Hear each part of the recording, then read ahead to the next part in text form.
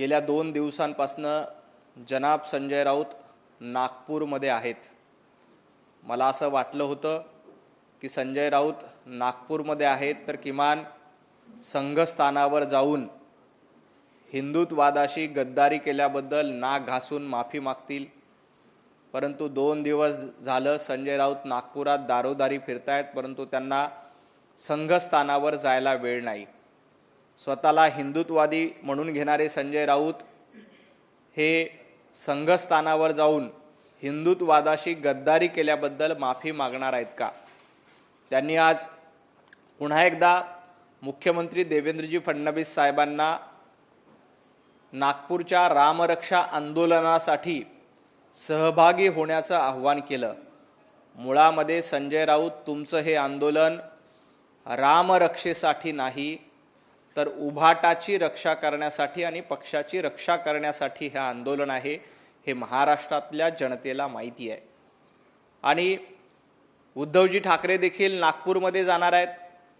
माझं उद्धवजींना देखील आव्हान आहे की त्यांनी 2019ला हिंदुत्ववादाशी गद्दारी केली, बाळासाहेब ठाकरे यांच्या विचाराशी गद्दारी केली, त्यामुळे याचं प्रायश्चित्त जर का उद्धवजी ठाकरे आणि संजय राऊत यांना वाटत असेल तर त्यांनी संघस्थानावर जाऊन नाक घासून एकदा माफी मागितली पाहिजे।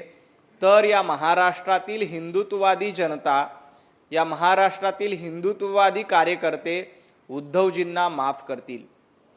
प्रभू रामचंद्रांचं नाव घ्यायचं आणि काँग्रेसच्या दावणीला पक्ष बांधून नेऊन बांधायचा, हे धोरण उभाटा गटाचं आहे। आज तुमचा पक्ष संपत आला, तुमचे आमदार संपत आले, खासदार तुम्हाला सोडून जातात, गळीत गात्र पक्ष झालाय, त्यावेळेला तुम्हाला प्रभू रामचंद्रांची आठवण झाली। परंतु ज्या वेळेला अयोध्येमध्ये प्रभू रामचंद्रांच्या मंदिराची प्राणप्रतिष्ठापना होत होती, उद्धवजी ठाकरे आपण मुख्यमंत्री होतात, त्यावेळेला तुम्हाला प्रभू रामचंद्रांच्या मंदिराच्या प्राणप्रतिष्ठापना सोहळ्यासाठी जाण्याला लाज का वाटली होती? फक्त काँग्रेस विरोध करेल, आपली मुख्यमंत्री पदाची खुर्ची जाईल म्हणून त्यावेळेला उद्धवजी ठाकरे रामलल्लाच्या मंदिराच्या भूमिपूजनाला गेले नव्हते आणि आज रामरक्षा आंदोलन करतायत। मुख्यमंत्री जर का तुम्हाला या आंदोलनासाठी यावं असं संजय राऊतांना वाटत असेल तर उद्धवजींनी नाक घासून माफी मागावी, किमान संघस्थानावर जाऊन माफी मागावी, त्यानंतर तुमच्या मागणीचा विचार केला जाईल।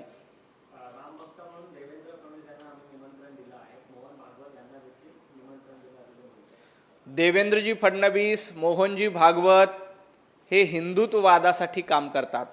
तुमच्यासारखं औरंगजेब फॅन क्लब चालवण्याचं काम ते करत नाहीत। संजय राऊत, उद्धवजी ठाकरे हे आता औरंगजेब फॅन क्लबचे म्होरके झालेले आहेत। त्यामुळं देवाभाऊंना, मोहनजी भागवत यांना निमंत्रण पाठवण्याच्या आधी थोडंसं आत्मपरीक्षण करा की आपण हिंदुत्व का सोडलं, आपण प्रभू रामचंद्रांची आठवण का करतोय, स्वतःचा पक्ष वाचवणं हेच तुमचं धोरण आहे। मी पुन्हा सांगतो, देवेंद्रजी फडणवीस तुमच्या रामरक्षा आंदोलनामध्ये सहभागी होतील, परंतु त्यासाठी हिंदुत्ववादाशी केलेल्या गद्दारीबद्दल उद्धवजी ठाकरे यांनी नाक घासून माफी मागावी, संजय राऊत यांनी नाक घासून माफी मागावी। देवाभाऊ काय, अख्खी भारतीय जनता पार्टी रामरक्षा आंदोलनामध्ये सहभागी होईल।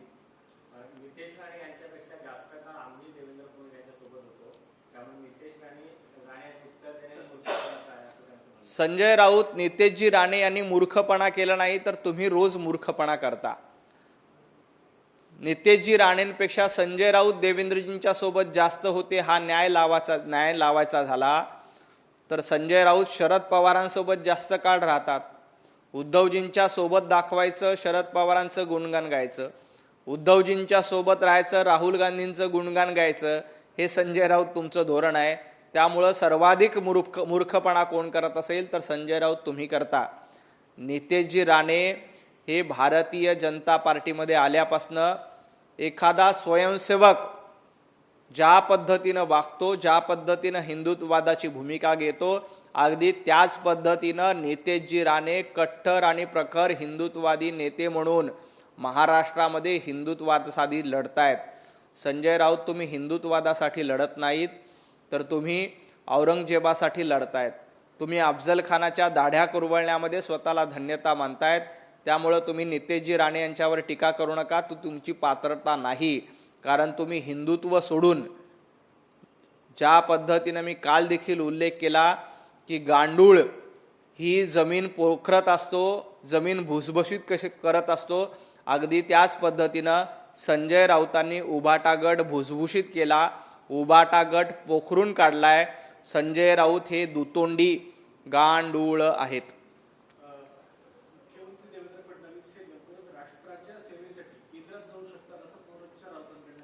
देवेंद्रजी फडणवीस राष्ट्राची सेवा करतायत, त्यापेक्षा महाराष्ट्राची सेवा करणं जास्त महत्त्वाचं आहे. संजय राऊत तुमची इच्छा असेल देवाभाऊंनी राष्ट्राची सेवा करावी, परंतु आधी महाराष्ट्राची सेवा करणं महत्त्वाचं आहे. 2.5 वर्ष महाराष्ट्राला सरकार असताना महाराष्ट्राला मागे नेण्याचं काम संजय राऊत आणि उद्धवजी ठाकरे यांनी केलं. त्यामुळे आधी महाराष्ट्राची प्रगती होऊ द्या.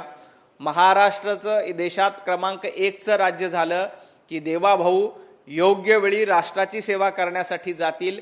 त्याबद्दल संजय राऊतांनी सांगण्याची गरज नाही, परंतु महाराष्ट्राची सेवा आता जास्त महत्त्वाची आहे. 2029 पर्यंत देवेंद्रजी फडणवीस महाराष्ट्राचीच सेवा करतील.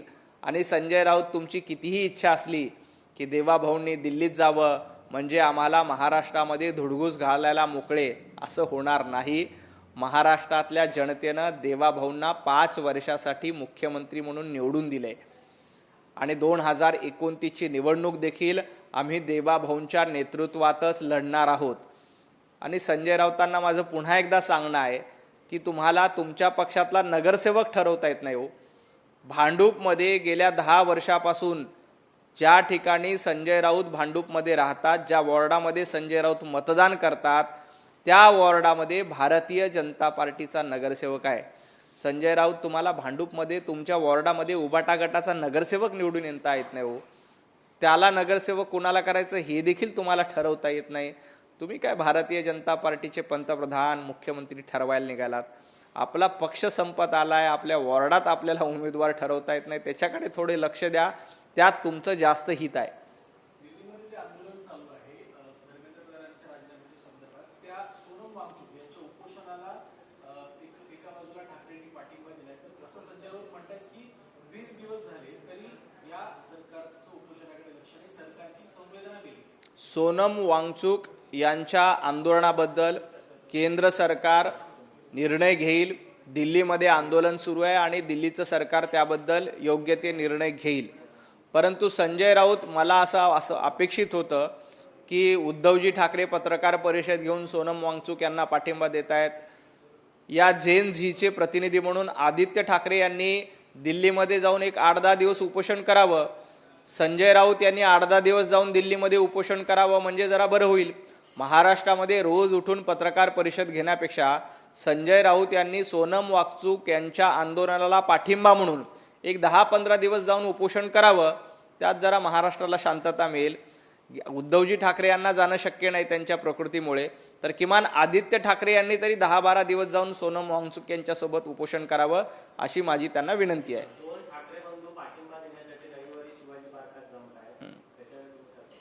नाही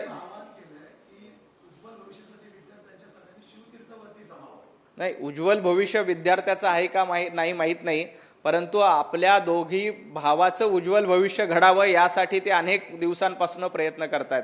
मी मागे देखील उल्लेख केला होता की यांचा प्रीती संगम नाही तर भीती संगम आहे. भारतीय जनता पार्टी महायुतीच्या भीतीमुळे हे दोन्ही ठाकरे पुन्हा पुन्हा एकत्र येण्याचा प्रयत्न करतात. विद्यार्थ्यांच्या उज्ज्वल भविष्याशी यांचं काहीही देणं घेणं नाही. आपल्या दोन्ही संपत आलेल्या पक्षाचं उज्ज्वल भवितव्य काहीतरी घडावं यासाठी हे दोन्ही भाऊ एकत्र येण्याचा प्रयत्न करतायत. याच्या पलीकडे या आंदोलनाला बघता येणार नाही. परंतु एक गोष्ट लक्षात घेतली पाहिजे, सोनम वांगचुक यांच्या आंदोलनाला कोरडा पाठिंबा देण्यापेक्षा आता हे दोन्ही भाऊ एकत्र आले तर किमान आदित्य ठाकरे आणि अमित ठाकरे या दोघांनी दिल्लीत जाऊन कडक उपोषण 8-10 दिवसाचं करावं म्हणजे विद्यार्थ्यांसाठी काहीतरी फायदा होईल. विनाकारण 1 तास शिवतीर्थावर यायचं, आंदोलन करायचं, याला काही अर्थ नाही. अमित ठाकरे आणि आदित्य ठाकरे दोन्ही तरुण आहेत, दोन्ही विद्यार्थ्यांसाठी आंदोलन करू शकतात. त्यामुळे या दोघांनी देखील इथे मुंबईमध्ये बसून सांगण्यापेक्षा दिल्लीमध्ये जावं, 8-10 दिवस कडक उपोषण करावं, मग कदाचित त्यांच्या मागण्याचा विचार होऊ शकतो आणि कदाचित त्याच्यातून विद्यार्थ्याचं उज्ज्वल भवितव्य घडू शकतं. विरोधी पक्ष म्हणून कुठेतरी हे दोन ठाकरे बंधू त्यांचे पक्ष विरोधी पक्षाची ताकद निर्माण करण्यात कमी पडतायत म्हणून सोनम वांगचुकच्या आंदोलनाचा आधार घेतला जातो असं वाटतं. मुळामध्ये या देशामध्ये पंतप्रधान नरेंद्र मोदीजींच्या नेतृत्वात 140 कोटी जनता एकत्रित आहेत. हे आंदोलन काय आहे, कसं आहे, हे देशातल्या जनतेला पूर्ण माहिती आहे. त्यामुळे आपण बघता की यांनी कितीही काही प्रयत्न केले तरी काहीही फरक पडणार नाही. माझं त्या दोघांना आव्हान आहे की आपण मुंबईमध्ये बसून कोरडा पाठिंबा देऊ नका, दिल्लीमध्ये जावा, 8-10 दिवस छान उपोषण करा, कडकडीत उपोषण करा, त्याचा उपयोग होईल. खूप खूप धन्यवाद. दुसरा एक प्रश्न असा आहे की येणाऱ्या 15 दिवसात दोन्ही राष्ट्रवादी एकत्र येतील. केंद्रामध्ये सुप्रिया सुळे यांना मंत्रिपद दिलं जाईल तर राज्यात सुनीत्र पवारांकडे दिलेलं असे रवी राणा यांनी त्यांचं वक्तव्य केलं. नाही, रवी राणा यांचं वक्तव्य मी ऐकलेलं नाही. सुनेत्राताई पवार या राष्ट्रवादीच्या सर्वेसर्व आहेत. सुनेत्राताई पवार जो काही निर्णय घेतील त्याला महायुतीचा, भारतीय जनता पार्टीचा पाठिंबा असेल. राष्ट्रवादी जो तुमचा घटक पक्ष आहे, सोबतचा मित्र पक्ष आहे, त्यांच्यामध्ये कुठेतरी तालमेल नाही असं दिसतंय. मुख्यमंत्र्यांच्या भेटीसंदर्भात सुनेत्रा पवारांनी नाराजी व्यक्त केली होती. मात्र या सगळ्या संदर्भात आता मुख्यमंत्र्यांनी पार्थ पवारांना आश्वस्त केलं की या पक्षाच्या सगळ्या भेटीगाठीच्या संदर्भात त्यांना माहिती दिली. नाही, राष्ट्रवादी पक्षामध्ये अंतर्गत काय चाललंय त्याची उत्तरं राष्ट्रवादी काँग्रेसचे प्रवक्ते देतील. त्याची जबाबदारी माझी नाही आहे. ते त्याबद्दल उत्तर देतील. राहिला प्रश्न पार्थ पवार यांच्या भेटीचा, तर पार्थ पवार यांनी त्यांच्या काहीतरी कामासाठी भेट दिली असेल. सुनेत्राताईंनी कुठे जाहीरपणे सांगितलं की आम्ही देवेंद्रजींनी कुणाला भेट दिल्यामुळे आम्ही नाराज आहे, असं कुठेही जाहीरपणे बोललेलं नाही. आणि राष्ट्रवादीमध्ये काही अंतर्गत असेल तर राष्ट्रवादी पक्ष त्याची उत्तरं देण्यासाठी समर्थ आहे. त्यात भारतीय जनता पार्टीचं काही देणं घेणं नाही. दुसरा एक प्रश्न असा की अर्थ खात्यावरनं महायुतीमध्ये कुठे रस्सीखेच आहे. राष्ट्रवादी अर्थ खातं पुन्हा घेण्यासाठी प्रयत्नात आहे. शिवसेना मात्र एक खातं पुन्हा राष्ट्रवादीकडे जाऊ नये यासाठी प्रयत्न करत आहे अशी चर्चा आहे. असं काहीही नाही. कुठलं खातं कुणाकडे ठेवायचा हा पूर्ण अधिकार हा मुख्यमंत्री देवेंद्रजी फडणवीस साहेबांचा असतो, मुख्यमंत्र्यांचा अधिकार असतो. त्यामुळं मुख्यमंत्र्यांच्या अधिकारामध्ये किमान इतरांनी हस्तक्षेप करू नये. मुख्यमंत्री योग्य वेळी योग्य निर्णय घेतील, त्याची चिंता इतरांनी अजिबात करू नये. याला जोडूनच प्रश्न आहे की जयंत पाटलांनी आधी विनोद तावडेंची भेट घेतली, त्यानंतर मुख्यमंत्र्यांची भेट घेतली आणि काल पाऊण तास एकनाथ शिंदेसोबत ते होते. त्यामुळे चर्चा आहे की राष्ट्रवादी शरद पवार पक्ष भाजपसोबत येतोय आणि अर्थमंत्रीपद त्यांच्या गटाला जाते. त्यासाठी या सगळ्या चर्चा. मला असं वाटतंय की तुम्ही जयंत पाटलांचा अपमान करताय. जयंत पाटलांनी वारंवार सांगितलं की मुख्यमंत्र्यांची भेट का घेतली, तर त्यांच्या नगराध्यक्षपदाच्या अपात्रतेबद्दल त्यांनी माननीय मुख्यमंत्री देवेंद्रजी फडणवीस साहेबांची भेट घेतली. किमान जयंत पाटील यांच्यावर तर विश्वास ठेवा. गेल्या 50 वर्षापासून जयंत पाटील महाराष्ट्राच्या राजकारणात आहेत. ते एखादं वक्तव्य करतायत तर किमान त्यांच्या वक्तव्यावर आपण विश्वास ठेवला पाहिजे. दुसरे संजय राऊत असं म्हटले रितेश राणेच्या पत्रावर उत्तर द्या. ते म्हणजे देवेंद्रजींना सल्ले द्यायला लाज वाटली पाहिजे. प्रभू श्रीरामाची सुरक्षा आपण कधीपासून करायला लागला असं. मुळामध्ये संजय राऊत लाच तुम्हाला वाटली पाहिजे. ज्या राम मंदिर आंदोलनामध्ये समाजवादी पार्टीच्या तत्कालीन मुख्यमंत्र्यांनी राम भक्तांवर गोळ्या झाडल्या होत्या, ज्यांचे हात रक्ताने माखलेले आहेत, ज्यांच्या हाताला राम भक्तांचा खून लागलाय, अशा समाजवादी पार्टीच्या सोबत ज्या काँग्रेसनी प्रभू रामचंद्रांचं अस्तित्व नाकारलं त्या काँग्रेसच्या सोबत इंडिया आघाडीमध्ये तुम्ही बसता. संजय राऊतांना लाज वाटली पाहिजे की राम भक्तांवर गोळ्या झाडणाऱ्यांसोबत आम्ही बसतोय. ज्याला आयुष्यभर बाळासाहेब ठाकरे यांनी विरोध केला होता अशा पक्षांसोबत आम्ही बसतोय. याबद्दल आधी संजय राऊतांना लाज वाटली पाहिजे आणि मग इतरांची लाज काढावी. ज्या समाजवादी पार्टीने राम भक्तांवर गोळ्या घातल्या, अनेक राम भक्तांना तुरुंगात डांबलं, तुमचे हात रक्ताने माखलेले आहेत, पण संजय राऊत तुम्ही त्या समाजवादी पार्टीच्या सोबत बसतायत. दुर्दैवानं आता पार्टनर इन क्राईम अशा पद्धतीची भूमिका तुमची देखील आहे. त्यामुळं खऱ्या अर्थानं लाज वाटून घ्यायची असेल तर संजय राऊत तुम्ही वाटून घ्या. गेल्या काही दिवसापासून राज्यात किंवा केंद्रामध्ये दिल्लीमध्ये अनेक बैठकांचं सत्र पाहायला मिळतं. त्यामुळे एक वृत्त समोर आलेलं आहे. पुढील 1.5 महिन्यात राज्यात आणि केंद्रात मोठे फेरबदल जे आहेत होण्याचे संकेत पाहायला मिळणार आहे. सूत्रांची माहिती नेहमीच अशा पद्धतीने येत असते, परंतु आपण लक्षात घ्या, दिल्लीमध्ये देखील स्थिर सरकार आहे, आमच्याकडे स्पष्ट बहुमत आहे दिल्लीमध्ये आणि विश्वासानं सांगतो की 360 खासदार लागतात महिला आरक्षण विधेयक मंजूर करण्यासाठी. सुप्रियाताई सुळे यांनी देखील त्याबद्दल आपल्याला संकेत दिलेले आहेत. त्यामुळं महिला आरक्षण विधेयक देखील मंजूर होईल. केंद्रातलं सरकार मजबूत आहे, राज्यामध्ये तर 2/3 बहुमत आहे. त्यामुळं तुम्हाला अपेक्षित असलेला कुठलाही भूकंप ना केंद्रात होणार आहे ना राज्यात होणार आहे. खूप बांधकाम व्यावसायिक खलील शेख यांना आत्महत्या करण्यास प्रवृत्त केल्याप्रकरणी शिवसेनेचे माजी आमदार रवींद्र धंगेकर यांच्या पत्नीसह 10 लोकांवरती गुन्हा. रवींद्र धंगेकर यांच्या विरोधामध्ये गुन्हा दाखल केला आहे. रवींद्र धंगेकर रोज उठून नाकाने कांदे सोलण्याचा प्रयत्न करत होते, परंतु आपल्या याच्यात काय चाललंय त्यांनी ते बघावं. या प्रकरणामध्ये पोलीस गांभीर्यानं तपास करतील आणि रवींद्र धंगेकर दोषी असतील तर निश्चितपणे त्यांच्यावर कारवाई केली जाईल.